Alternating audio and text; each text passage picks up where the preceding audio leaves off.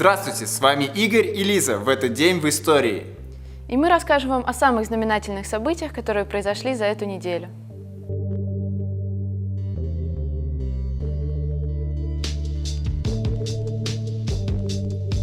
В 1886 году состоялось открытие статуи Свободы.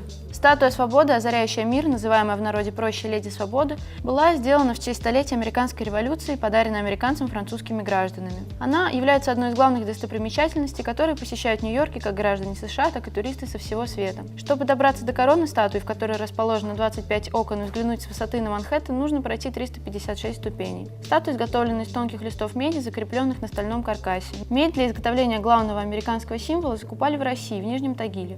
Всего потребовалось 31 тонна меди, а стальный каркас было израсходовано 125 тонн. Бетонное основание статуи Свободы весит в общей сложности 27 тысяч тонн, а рост Леди Свободы составляет 46 метров вместе с факелом. Если же учесть пьедестал, то высота монумента составляет 93 метра. В 1919 году Конгресс США принял сухой закон, который запрещал перевозку, производство и продажу алкогольных напитков. Результатом принятия закона стали нелегальное производство и продажа алкогольных напитков в огромных количествах, а также появление нового вида преступности – бутлегерства и развернувшаяся война между гангстерскими бандами за рынки сбыта. 20 октября 1696 года Боярская дума по настоянию Петра I приняла решение о создании регулярного военно-морского флота России. Этот день принято считать днем рождения Российского военно-морского флота. Создание военного флота в России было обусловлено потребностью страны в преодолении территориальной, политической и культурной изоляции. Были созданы Азовский и Балтийский флоты, позже Тихоокеанский и Северный. Современный российский военно-морской флот имеет надежную боевую технику. Российские моряки продолжают и развивают славные традиции военно-морского флота России, имеющего уже 300-летнюю историю. В 1945 году в Нью-Йорке впервые поступили в продажу шариковые ручки. Появление шариковых ручек в США способствовало то, что их производством занялся один из крупных промышленников США, наладив большое серийное производство.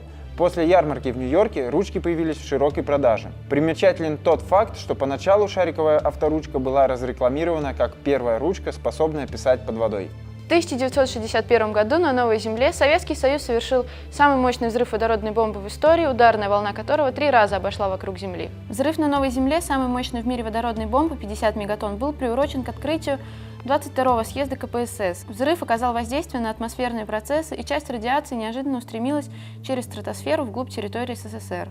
В радиусе 50 километров от эпицентра все горело, хотя перед взрывом здесь лежал снег высотой в человеческий рост. В 1899 году на воду был спущен крейсер «Варяг», ставший легендой русского флота. Крейсер строился в Филадельфии по заказу царского правительства.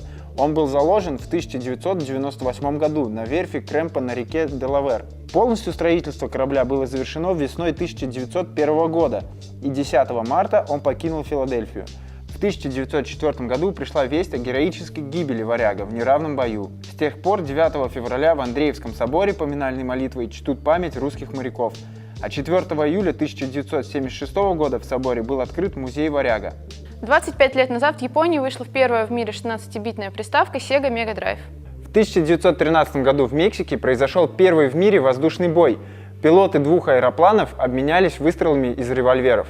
22 года назад, в 1991 году, в России был официально утвержден трехцветный флаг. С вами были Игорь и Лиза. До новых встреч!